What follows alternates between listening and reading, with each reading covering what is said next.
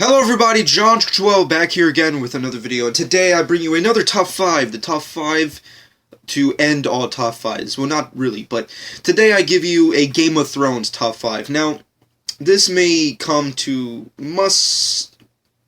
very surprising to some, because if I'm not mistaken, I did state in a particular top 5, I think it was my top 5 TV shows of 2014 video, which I hope you guys checked out. Nonetheless, I think in that particular top 5, I stated that I'd never watched Game of Thrones, I was uninterested in Game of Thrones, and I had zero interest in watching it. And basically, up until, I want to say, by the beginning of last...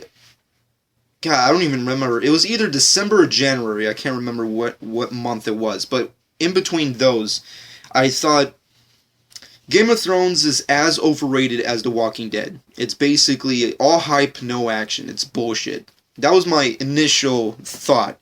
So I decided, you know what? I might as well just watch it instead of just ranting about it without actually ever seeing it, because sometimes that happens to me where I'll talk shit about something that I obviously think is stupid. I mean, I did the same thing for Guardians of the Galaxy. I thought it was going to be the dumbest comic book movie ever made, and ironically, it was the complete 180 of that. So, nonetheless, I thought, you know what, I'm just going to watch Game of Thrones, and I went in and got all the seasons, and I binge watched every single episode, every single season, which I think is very unhealthy, because there's a lot of shit that goes down in this show.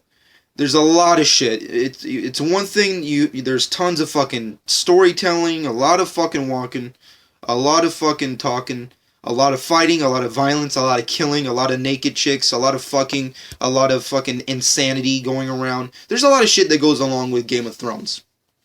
So I don't really prefer people binge watching it, because then you're just going to go insane with madness, and you just want to go outside with an axe and just start killing motherfuckers in the valleys. But nonetheless, I watched all of it, and I can honestly say I'm a fan. I fucking love Game of Thrones. It's hands down one of the best TV shows of all time. And strangely enough, it will most likely end up being on my top list for this year. So I guess I will go back on my word for the one time. Well, actually, I guess this is the second time, seeing as how Guardians were the first time. But this is going to be my second time ever going back on my word and saying, fuck that guy, and this is where shit's at. This is awesome. So, yeah. Amongst the Flash, Game of Thrones is right up there as, like, the best TV show of the year. Nonetheless, seeing as how Season 5, if I'm not mistaken, comes out, I want to say next week, or the week following next week. It's one of those. So in preparation for that, why not give you some top 5s dedicated to the Game of Thrones storyline. And today I'm going to give you my top 5 list of my personal favorite, and I consider to be the best, Game of Thrones characters. Game of Thrones gave us tons of characters that are awesome, badass, epic, interesting, lovable, downright hated fucking characters. It gave us all of those.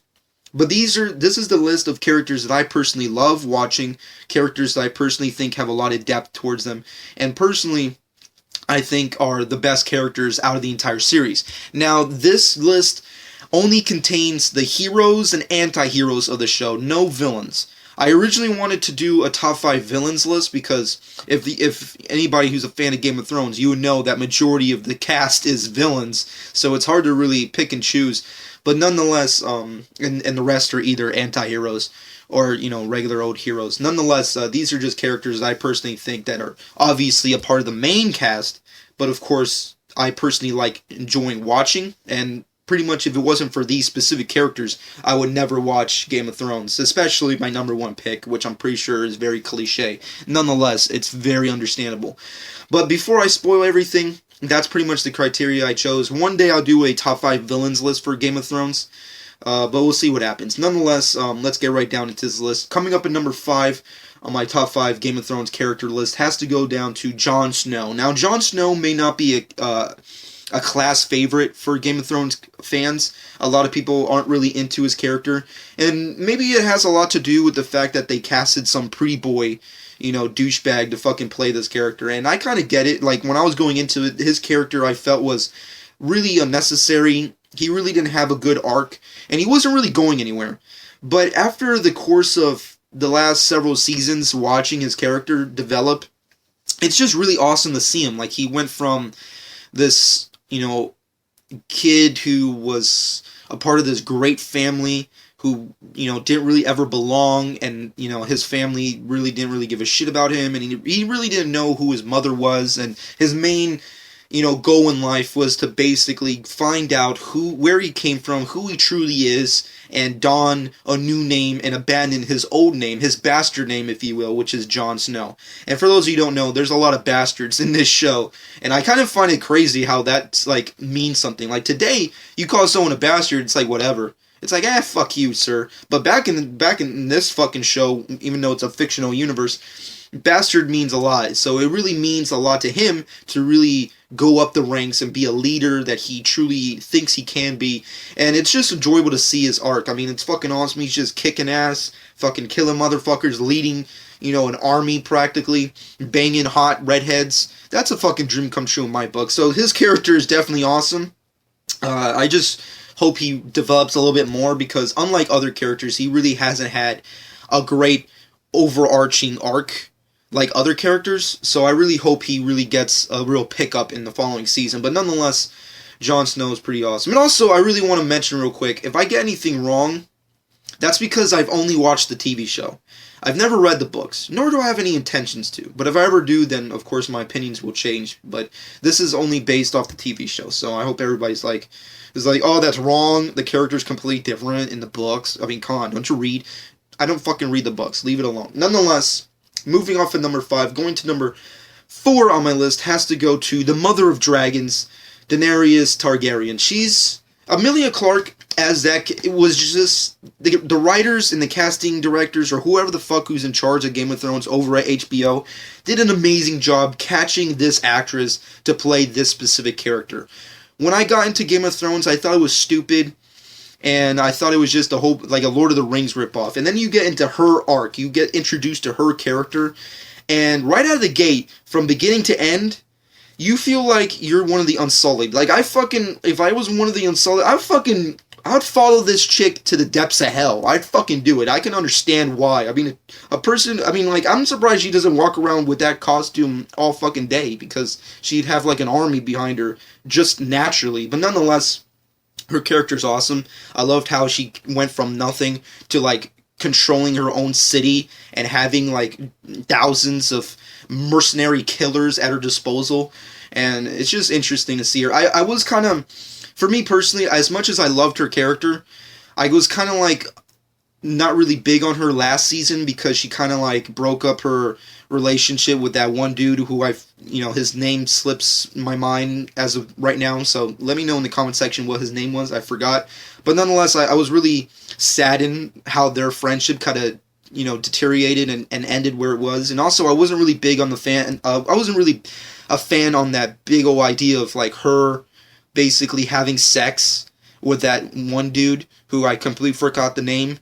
Nor do I really care about the guy's name. I wasn't really big on that. I know they teased it, and they were like, oh, this is going to happen one day in one of these episodes. And when it happened, I was like, I don't know. I wasn't big on it. I'm just saying, characters like her, who they just feel like Mother Mary kind of characters. They should be the perfect woman that should never be touched. That's just my insignificant idea for the show. But of course, it's Game of Thrones. You never get what you want. That's what happens. Nonetheless, Daenerys Targaryen, fucking awesome character. The Mother of Dragons, fucking awesome. I can't wait to see what happens. Will she, claim the throne? I fucking don't know.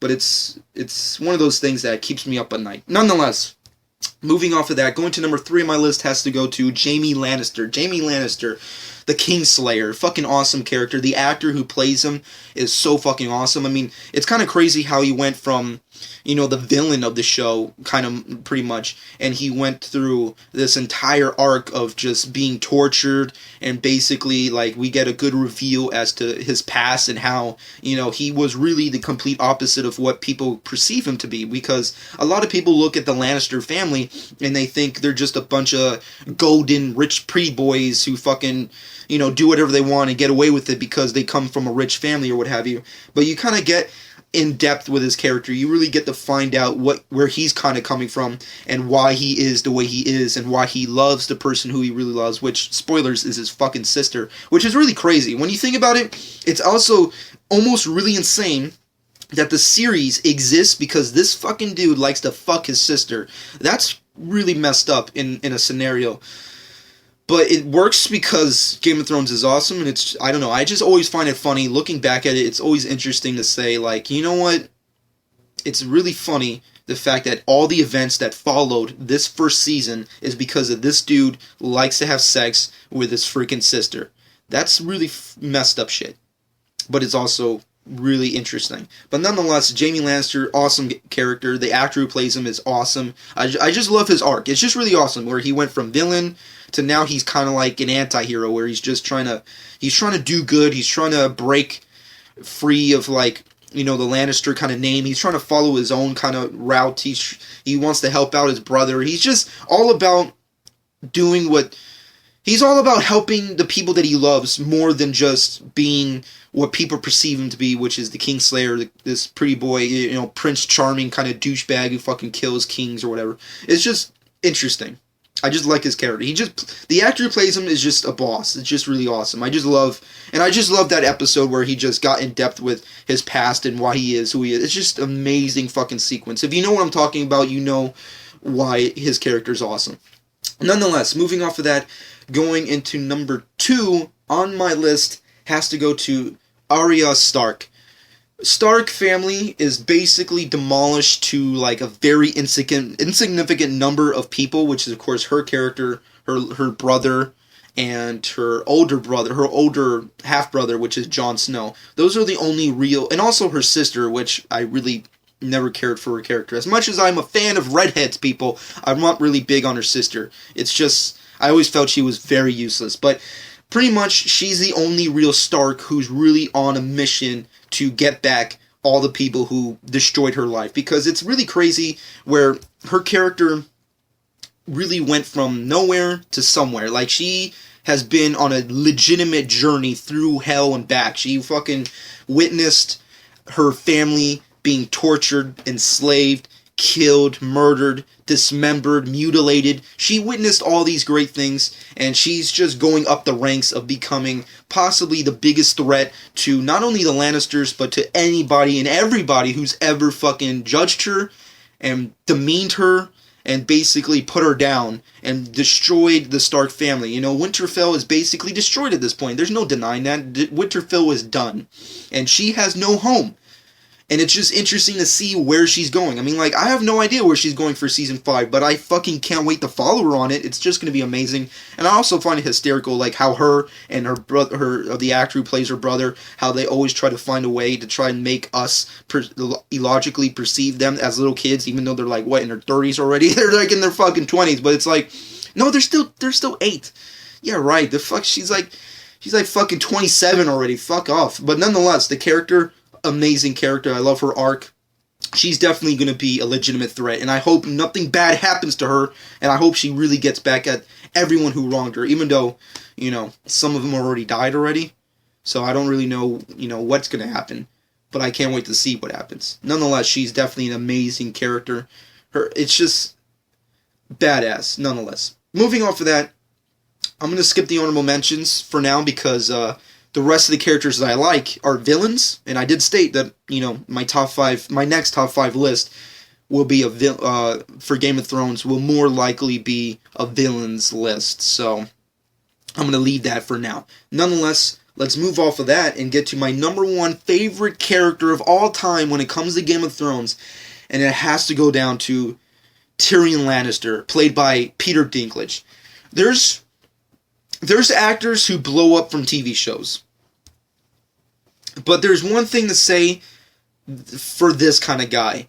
There's no way that this actor could have blown up the way he did unless it was another kind of bullshit TV show. It had to be this show, and it had to be that character, and Peter Dinklage does it justice. He kills it. He blows it out of the water. I mean, for me personally, when it comes to Game of Thrones, if Tyrion Lannister is not on screen, I fucking forward that shit. Like, I call it the Peter Dinklage debacle, or the Peter Dinklage a syndrome. Like, the second he's not on screen, you have to forward it, because everything he does or everything that happens with him is just amazing. And I just find it just awesome to continue to watch him, go from, this basic prince of this amazing family, but deep down inside, he's always been hated for who he is and what he is, and basically have been demeaned and put down and tortured basically by his own father and his own family. And to see him develop through this show and see him find true love, and find that love being a complete backstab to him, and having to escape death every single season. I mean, I'm pretty sure there's not one season where he's basically trying to escape death. And it's just amazing to watch Peter Dinklage play this character. I can't really go on more without spoiling for everybody who's not seen Game of Thrones and who's not seen his performance in that show. It's just hands down the greatest performance on TV right now. It's fucking amazing. It beats everything else. His character, his acting, his performance, his embodiment of the character, and the way the writers continue to push his character and give him new depth is just amazing. And his relationship with Jaime is amazing. His feud with his sister is amazing. His feud with his father, his name, is just amazing. It's just great to see this character in action, and Peter Dinklage give the performance of a lifetime to this fucking show. If it wasn't for this character and Peter Dinklage's performance, I find it very highly doubtful that Game of Thrones would be as popular as it is right now. I mean, I'm pretty sure a lot of people watch it because of the hot chicks and the hot dudes or whatever and the fighting and shit, but no, it's because of Peter Dinklage. He kills it. He's the boss of the show. He's fucking awesome. Nonetheless, that's been my top 5 Game of Thrones characters.